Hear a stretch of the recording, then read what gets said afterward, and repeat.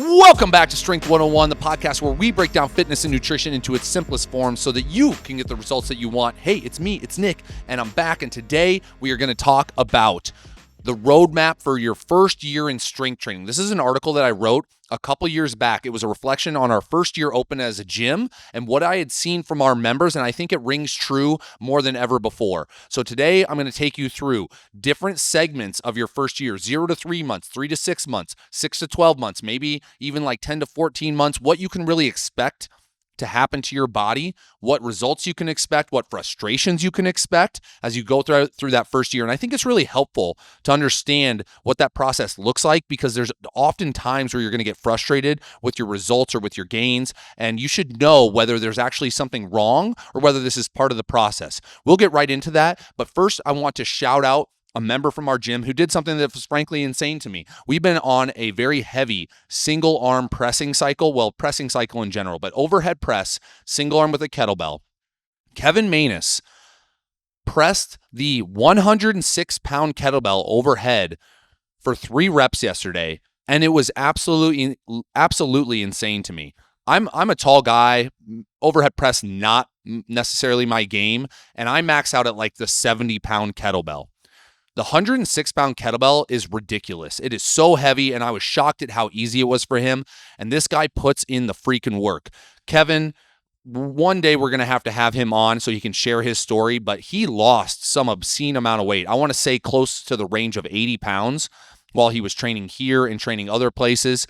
And now he's just like a lean, chiseled machine who has really become a really heavy strength athlete. You're not going to find many people who can pick up a 106-pound kettlebell and get it to their chest, first of all, but pressing it overhead is crazy impressive. So congratulations to Kevin. But let's get right into this. This is going to be a shorter podcast. I'm going to read some excerpts of this article to you, and then I'll do a little bit more explaining. So let's say you're somebody, whether it's that you are getting back into the gym and you've done it in the past after a long hiatus, or you were a college athlete, high school athlete, you haven't been in the gym much since then, and now you're trying to get into the gym, or it's your first time in the gym ever. Like you're like, man, I've never picked up weights. I'm super intimidated, but I finally started, whether that's at a 24/7 gym or a class-based system like ours. Here's what you can expect.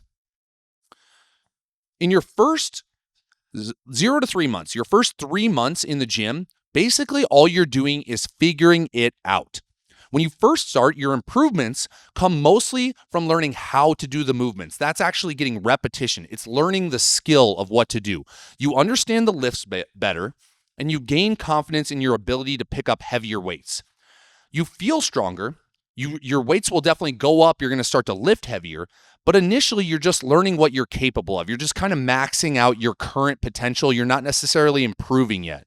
And most of this is neurological. This is actually the same thing you see if you start strength training with a 12-year-old, because let's say you take a 12-year-old boy, they haven't gone through puberty yet, they don't have testosterone on their side. When you start training youth athletes, an increase in strength or an increase in ability usually comes from an upgrade to their central nervous system, meaning the skill is getting better. Meaning if I do a bench press, that I'm just more stable with the weight. I understand where to press it. I understand how it feels. I understand which weights I can pick up. And a lot of your strength gains are just going to come from adopting the skills. And that's the basis for everything when you first start. You can't get stronger at anything. You can't grow more muscle until you get over a certain intensity threshold. We talk about that all the time. But there's a good, depending on who you are and what your history is, 1 to 3 months of time where you actually just have to learn the skill of how to actually lift. And as you get better at that, those weights will increase. And most of the time, you were capable of lifting those weights. You just didn't know how. That's when the fun stuff happens. After you actually learn how to bench press and squat and deadlift and do rows and pull-ups, and you get a handle on how to do these things properly and what muscles to use, then you get the results.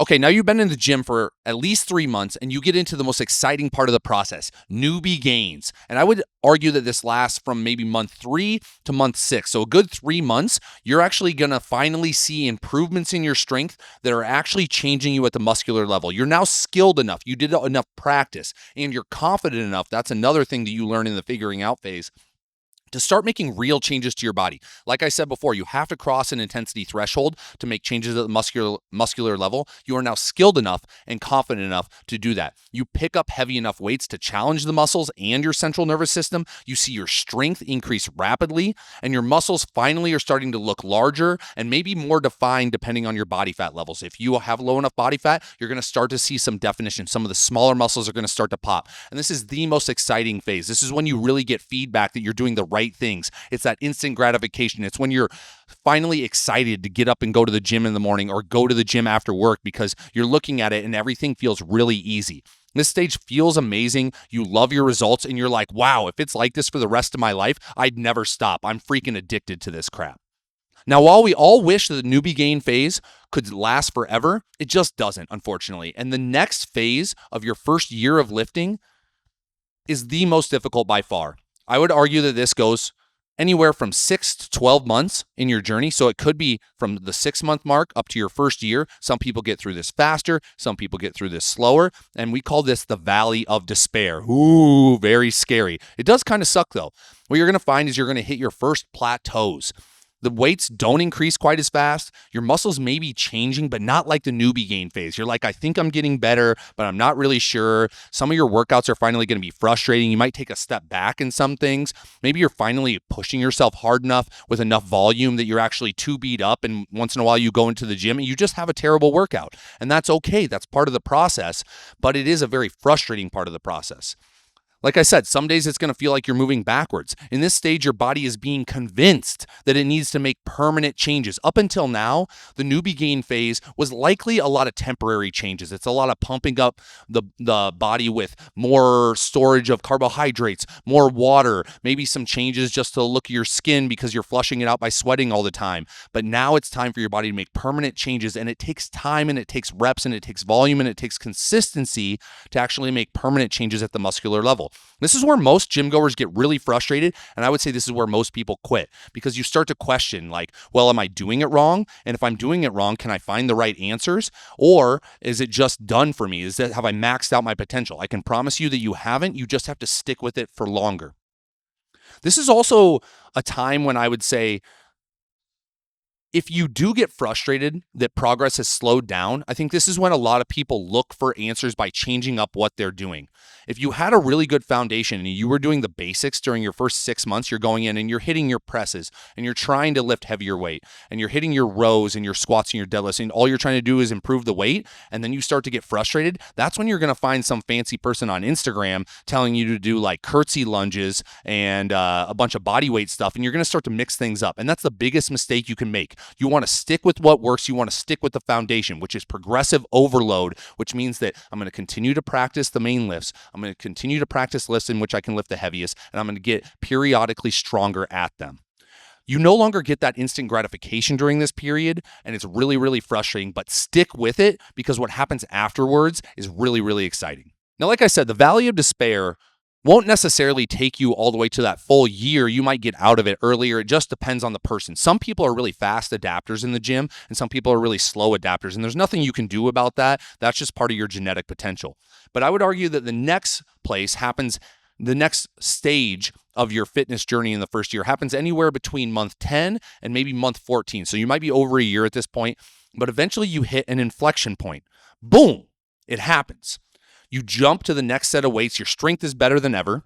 Your shirts and pants are getting tight, but in that good way where your shoulders are starting to fill out your shirts. Maybe you're filling out the legs of your jeans and not necessarily the waist. All the work from the past 6 months where you grinded it out, even though you weren't seeing phenomenal results, finally shows. And it really does feel like this. It feels like you snap your fingers and all of a sudden one day you show up and you're a different person. And we see that all the time. I've seen it from my coaches. But Trace is sitting over here right now as I'm recording this podcast, and I know that she's hit this many times in her life.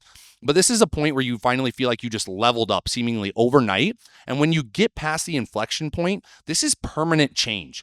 This is muscle that's going to stick around. It's muscle that's easy to maintain, and you're likely going to be able to keep this body for a long time in the future with minimal work. Prior to this, because they were temporary changes, if you stopped training, you would have had to do the same amount of work to get those results back. Now, these are permanent changes, and as long as you train at a low level for a long time, you're going to be able to keep that body.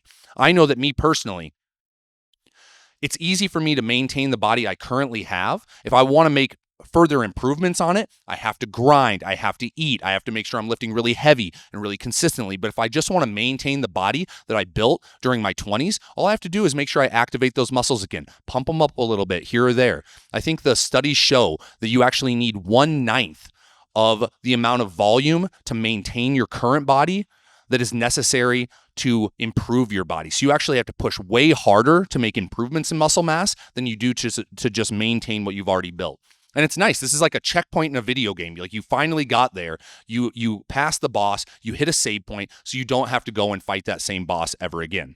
Unless you stop forever and starve yourself, this new muscle growth is yours to keep and to brag about. This stage is what most new lifters look forward to, but they fail to understand how much consistent effort it takes to actually get there. At this level, it's likely part of your life. If you lifted consistently for a year, it's likely a habit. It's something that you don't question anymore. It's just what you do. You may have found friends at your gym. It's just part of your lifestyle. You probably bought a bunch of new gym clothes. It's part of your identity at this point. It's part of your life. And you've earned those gains. You've earned the compliments that come along with it. And you should totally celebrate yourself.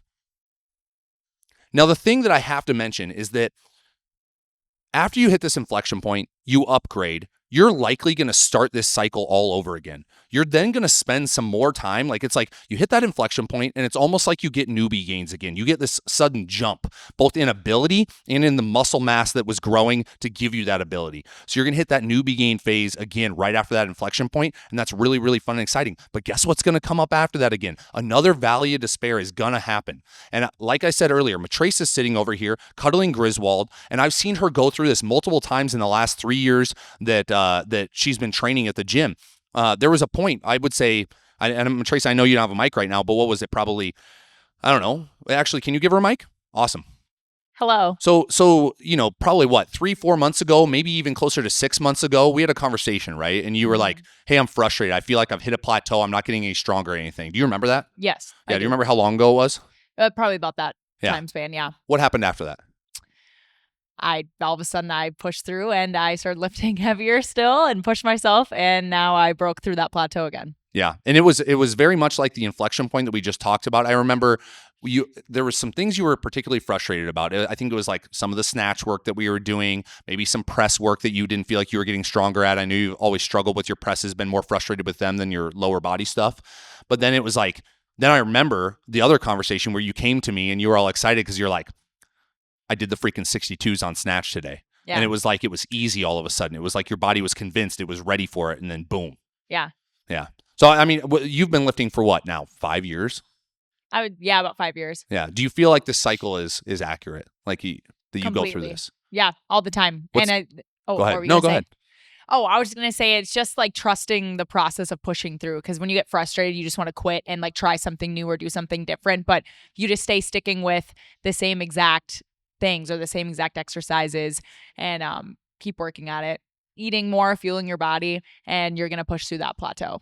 Yeah, it's really exciting stuff. And I think you just continue to go through this cycle. The one thing that I thought about while we were just talking about this is that injuries are a part of the process, and you're going to find some of those in your first year. And usually they're going to pop up like sometime after the newbie gain phase. Like, we see people really excited about their progress for like 3 to 6 months. And then all the little injuries start to come in. Your body just got way stronger, and now your tendons and ligaments can't handle it. And the nature of lifting as much as somebody does, if they're doing 3 times a week, every single week for a year, is you're going to get some type of injury. And I think that's part of that valley of despair. It's your body is trying to upgrade, and an injury is always like a minor weakness that is showing up, telling you that you have to fix something, or you have to let something grow or let something heal before you can move on farther. And I think it's important to remember that is part of the process. Like, whenever I get an injury, it means one of two things. Either I just on one workout went way too hard and that was me being dumb, or because I have been hitting consistent workouts, I've just accumulated enough stress and fatigue on the body that something is flaring up and telling me that I need to slow down a little bit, otherwise I'm going to hit a brick wall. And I think me personally, my mentality on lifting changed when I realized that I'm never going to stop doing this. That this process does take a long time, and that you are going to go through these cycles. And it really helps you give yourself some grace when it comes to the frustrating parts of it. This is also where being able to lift alongside people and have friends that are part of this process is really going to help you, because no matter what, whether you're in your first 6 months or you're 6 years into lifting, you're going to hit another valley of despair, and training is going to get frustrating. You're going to get demotivated. You're going to have to make some adjustments, whether that's to your lifestyle or to your training or just to your mentality. And if you can continue to push through, I can just guarantee you there is always another level to get to. But if you quit, you're never going to get what you wanted. Hopefully this was helpful, guys. I find that we got a lot of good feedback when we posted this article originally. I think if you're a new lifter, it's really important that you understand that there are multiple stages of this process, and knowing which stage you're in can really be helpful when you have to tell yourself to go and grind it out at the gym, even when you're not seeing results. So if this was useful, or if you know that you're in one of these stages, comment below which stage you're in. Are you in the valley of despair and you're really frustrated right now and you need some support? Or are you just celebrating your way through life right now because you got newbie gains? Or you just hit an inflection point and you're like, wow, I feel like a superhuman mother effer? Like, whichever one you're in, let us know below. You guys can find all of our information on any of the social media platforms. We're at Strength 101 on TikTok, on Instagram, on Facebook, on YouTube. This was Strength 101. Peace out.